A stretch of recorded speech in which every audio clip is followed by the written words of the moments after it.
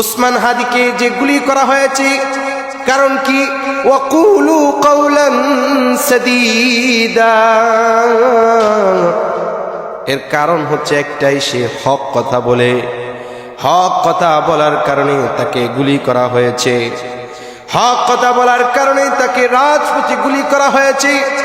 ও মুসলমান, জেনে রাখো, হক কথা যারাই বলবে, হকের আওয়াজ যারা দিবে, তাদের জুলুম আর জেলের শিকার হতে হবে। ওসমান সাদিকে যে গুলি করা হয়েছে, বাতিল মনে করেছিল ওসমান হাদিকে দুনিয়া থেকে বিদায় করে দিয়ে হকের আওয়াজ বন্ধ করে দিবে, কিন্তু আল্লাহর কসম, এক উসমান হাদিকে বিদায় করে দিতে পারবা, কিন্তু বাংলাদেশে হাজারো উসমান হাদি আছে। আল্লাহ পাক বলেন, ইয়া আইয়ুহাল্লাযীনা আমানুত্তাকুল্লাহ ওয়া কুলু কাওলান সাদীদা। আল্লাহ পাক বলেন, হে ইমানদাররা, তোমরা আমাকে ভয় করো, তোমরা আমাকে ভয় করো, এরপরে সর্ব অবস্থায় হক কথা বলো, সর্ব অবস্থায় সঠিক কথাগুলো বলো।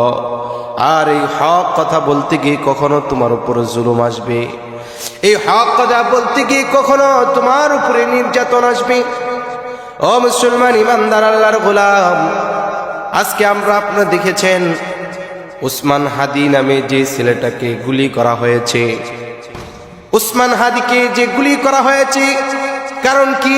ওয়াকুলু কাওলান সাদীদা,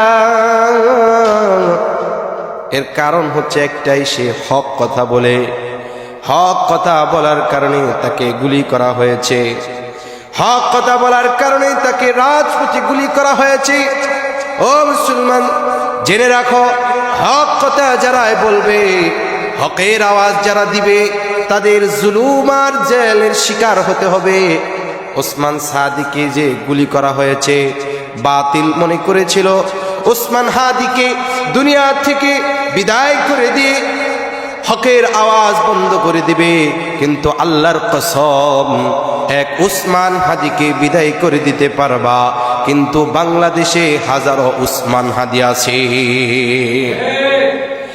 এক উসমান হাদিকে তোমরা দুনিয়া থেকে বিদায় করে দিতে পারবা, কিন্তু হাজারো উসমান হাদি এখনো বাংলার জমিনে আছে, যারা আমার বাংলাদেশকে, ইসলামকে হেফাজত করার জন্য উসমান হাদির মতো তারা তাদের নিজের জীবনকে রাজপথে তারা বিলীন করে দিতে পারে, এমন উসমান হাদিও বাংলাদেশে আছে।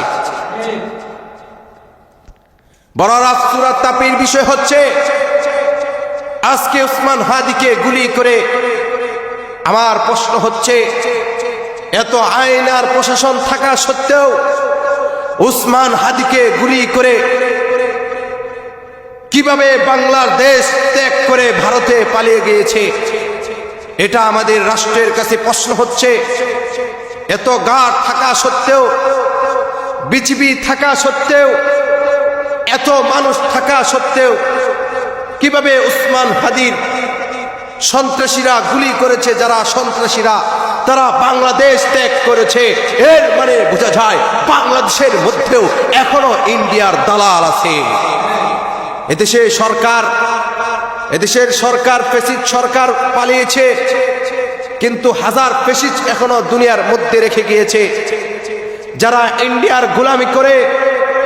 আমি স্পষ্ট পয়গাম দিতে চাই, যদি তোমরা বাংলাদেশের থেকে বাংলাদেশের মুসলিমদের টাকা আত্মসাৎ করে যদি ইন্ডিয়া গোলামি করো, তাহলে তোমাদেরকে এমন ভাবে দেওয়া হবে, সেদিন তোমরা পালানোর কোনো রাস্তা পাবা না।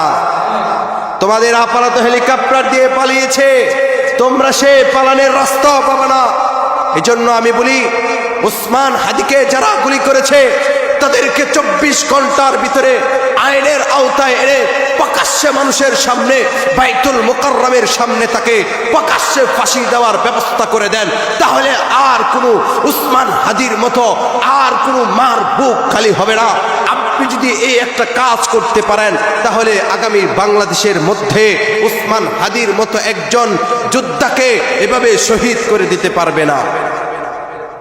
এজন্য মুসলমান ইমানদার আল্লাহর গোলাম, যারা হকের কথা বলেছে, যারা হকের লড়াই করেছে, তাদেরকে জুলুমের শিকার হতে হয়েছে।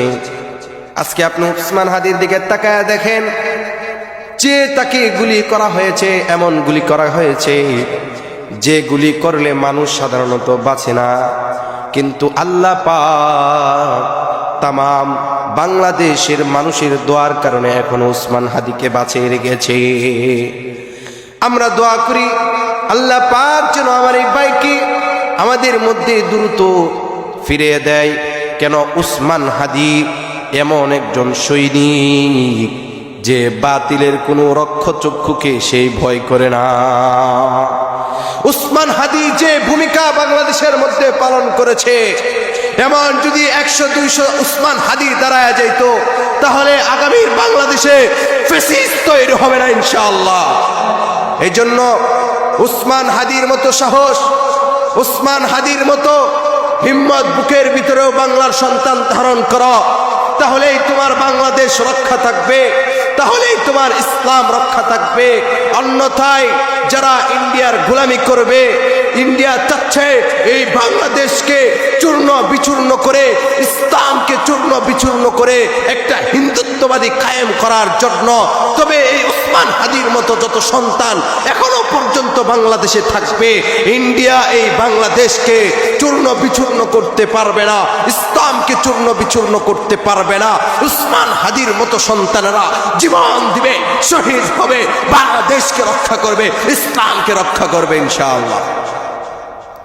আল্লাহ তাআলা আমাদেরকে সর্ব অবস্থায় এই বাংলাদেশকে রক্ষা করার জন্য, ইসলামকে রক্ষা করার জন্য, নিজের জীবন বাজি রাখার জন্য তৌফিক দান করো। সকলে বলি আমিন। আসসালামু আলাইকুম ওয়া রাহমাতুল্লাহি ওয়া বারাকাতুহু।